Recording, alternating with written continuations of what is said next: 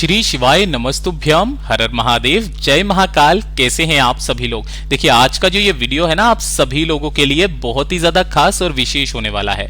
आप सभी को पता है कि कल है 11 जून 2025 का दिन और कल के दिन पड़ रही है ज्येष्ठ मास की पूर्णिमा का दिन, जो कि है बुध पूर्णिमा। और इस पूर्णिमा की रात्रि आप सभी लोगों को एक छोटा सा उपाय करना है। पूज्य गुरुजी ने कहा कि जो व्यक्ति इस पूर्णिमा के दिन इस एक अखंड अक्षत का उपाय मात्र एक पूर्णिमा भी कर लेता है, उसकी चाहे कितनी भी बड़ी कामना क्यों ना हो, अगली पूर्णिमा आने तक उसकी वो समस्त कामनाएं पूरी जरूर होती है। पूज्य गुरुजी की कथा से सुनकर के और समझ करके चंद्रमौली महादेव का उपाय बहुत आसान भाषा में आपको समझाने का पूरा प्रयास करूंगा। परंतु उससे पहले आप सबसे बस एक छोटी सी प्रार्थना है कि जो लोग पहली बार आए हैं चैनल को सब्सक्राइब जरूर कीजिएगा और वीडियो को लाइक करके महादेव का कोई सा भी प्यारा नाम कमेंट बॉक्स में लिखना मत भूलिएगा। साथ ही साथ चंद्रमौली महादेव का नाम जरूर लिखिएगा। इस पूरे वीडियो में हम सिर्फ 3 महा उपायों के बारे में बात करेंगे जो कि आप पूर्णिमा के दिन करने हैं, तो ध्यान से सुनना है और समझने की कोशिश करना है। सबसे पहले बात करते हैं हमारे वाले उपाय। पहला उपाय किन लोगों को करना है वो चीज ध्यान से सुनिएगा। पूज्य गुरुजी ने यहां तक कहा कि आपकी अगली पूर्णिमा भी जो आएगी ना, तब तक आपकी कामना पूरी हो जाएगी। अगर आपकी कोई इच्छा, कोई विशेष मनोकामना है, आप ये चाहते हैं कि मेरा बस ये काम हो जाए, महादेव मेरी ये कामना पूरी कर दो, इसके अलावा मुझे जीवन में कुछ नहीं चाहिए, तो जो भी आपकी विशेष मनोकामना है ना, उस कामना से आप इस उपाय को कीजिएगा, आपकी कामना निश्चित पूरी होगी। 1 लोटा शुद्ध जल अपने घर का लेना है, एकदम ताजा जल लेना है। काफी सारे यूट्यूब चैनल वाले बताते हैं महादेव को कैसा भी जल चढ़ा दो वो ताजा हो जाएगा। हाँ सही बात है, फिर महादेव भी आपको कैसा भी प्रसाद दे देंगे। आप मांग कुछ रहे हो, दे कुछ रहे हैं, तो ऐसा चलेगा?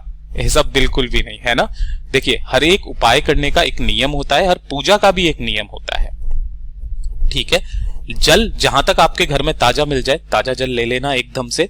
इसी के साथ में आपको लेना होगा 1 चावल का दाना, वो भी कैसा होना चाहिए? अक्षत, पूर्ण चावल का दाना होना चाहिए। अब वो ये भी कह देते हैं भैया पूर्ण चावल का दाना नहीं, आधा चढ़ाओ महादेव को, सब समर्पित है। ऐसा नहीं है ना। इसीलिए मैं हर बार बताता हूं पूर्ण चावल का दाना लेना, टूटा हुआ मत लेना। और 1 बेलपत्र लेनी है जो कहीं से भी खंडित ना हो, टूटी कटी फटी ना हो, ठीक है। 1 दीपक आपको तैयार करना है। जो भी आप दीपक तैयार करोगे, चाहे आटे का कर लो चाहे मिट्टी का कर लो, कोई दिक्कत नहीं है किसी का भी, लेकिन इसके अंदर जो बाती लगाओगे वो लगाओगे गोल बाती, और इसके अंदर जो भरोगे वो भरोगे घी, गौ माता का, ठीक है।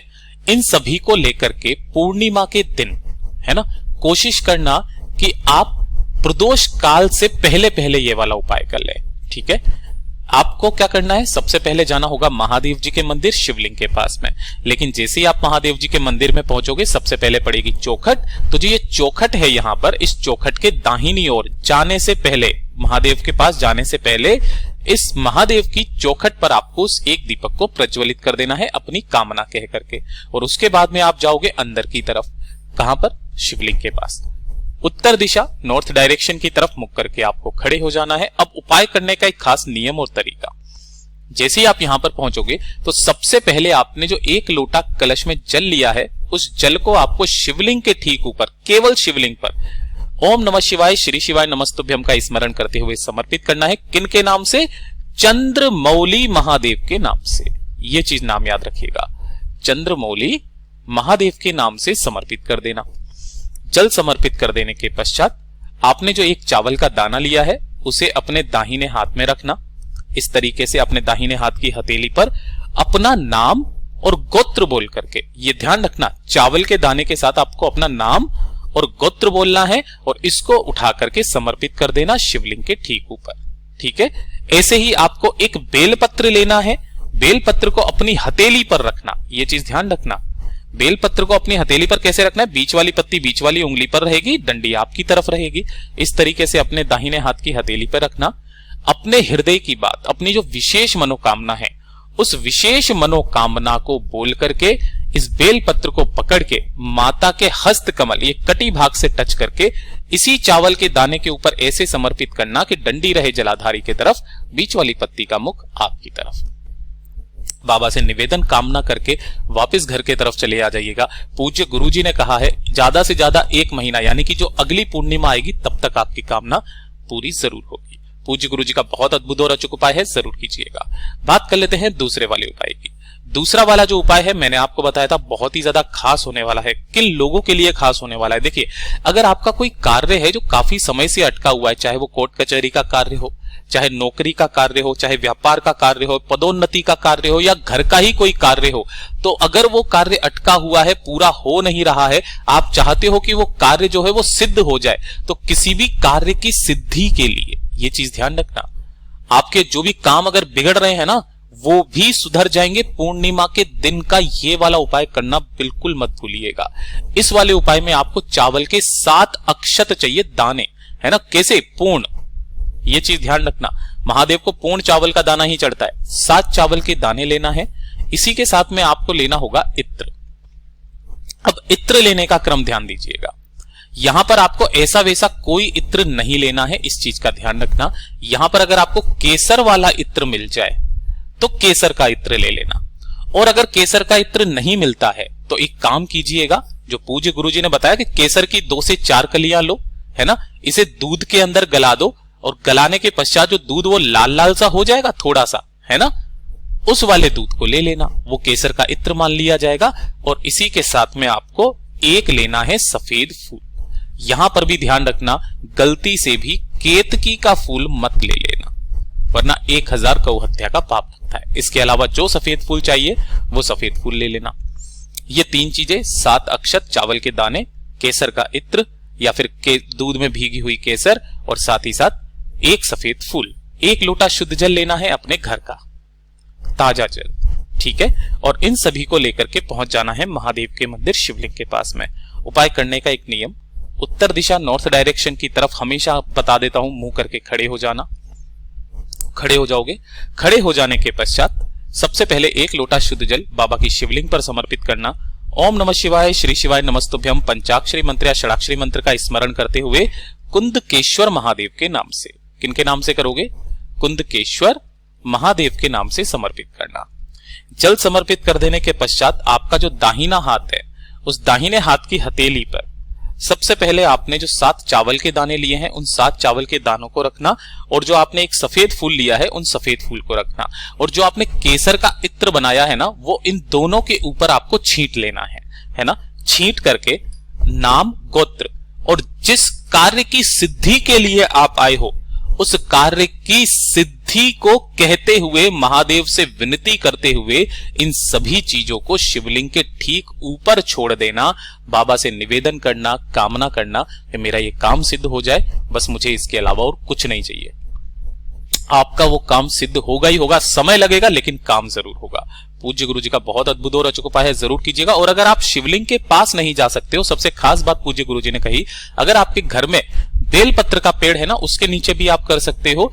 1 लोटा शुद्ध जल पहले समर्पित कर देना, और इसी तरीके से आपको समस्त सामग्री दाहिने हाथ में लेकर के जिस जगह पर आपने जल समर्पित किया है उसी जगह पर आपको समर्पित कर देना है। पूज्य गुरु जी का बहुत अद्भुत और अचूक उपाय है, जरूर कीजिएगा। बात कर लेते हैं तीसरे वाले उपाय की, और ये जो तीसरा वाला उपाय है ना, ये होगा आपकी धन प्राप्ति को लेकर के। पैसा घर में आ ही नहीं रहा है, संपदा नहीं बढ़ रही है, वैभव में कमी आ रखी है, व्यापार अच्छा नहीं चल रहा है ना, परिवार की सत्ता कम हो रही है, कर्ज लेने की नौबत आ गई है, तो ऐसे टाइम पर आपको पूर्णिमा के दिन का ये वाला उपाय करना मत भूलिएगा, जो 1 बेलपत्र और 1 शमी पत्र का उपाय है। 1 बेलपत्र लेना है जो कहीं से भी खंडित ना हो, और 1 शमी का पत्ता लेना है।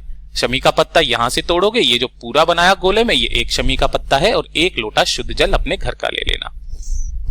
इन तीनों को लेके पूर्णिमा के दिन किसी भी समय पर, कोई समय फिक्स नहीं है, उत्तर दिशा नॉर्थ डायरेक्शन की तरफ मुख करके खड़े हो जाना, इस तरीके से, है ना। अब ध्यान से सुनिएगा, यहां पर जो आपको उपाय करने का नियम है वो थोड़ा सा चेंज पूज्य गुरु जी ने कर दिया था।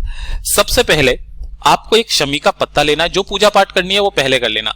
1 शमी का पत्ता पहले ले लेना, उस शमी के पत्ते को अपनी कामना कह करके शिवलिंग के ठीक ऊपर समर्पित कर देना। कर दोगे?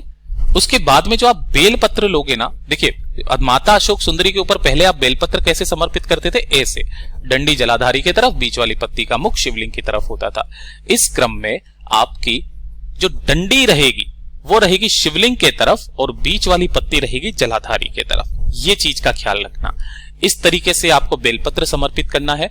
जो जल आपने लिया है उस जल को शिवलिंग पर से 7 बार घुमा करके, ये ध्यान रखना, घड़ी की सुई की दिशा में शिवलिंग पर से 7 बार घुमा करके उस लोटे का आधा जल पहले बेलपत्र की जो पत्ती जो आपने माता अशोक सुंदरी पर चढ़ाई है उस पर समर्पित करना, और बाकी का आधा जल ओम नमः शिवाय श्री शिवाय नमस्तुभ्यम का स्मरण करते हुए शमी के पत्ते के ऊपर समर्पित कर देना। बाबा से निवेदन करना, कामना करना कि बाबा मेरे घर में पैसा नहीं आ रहा है ना, घर में धन संपदा नहीं बढ़ रही है, बहुत ज्यादा समस्या चल रही है।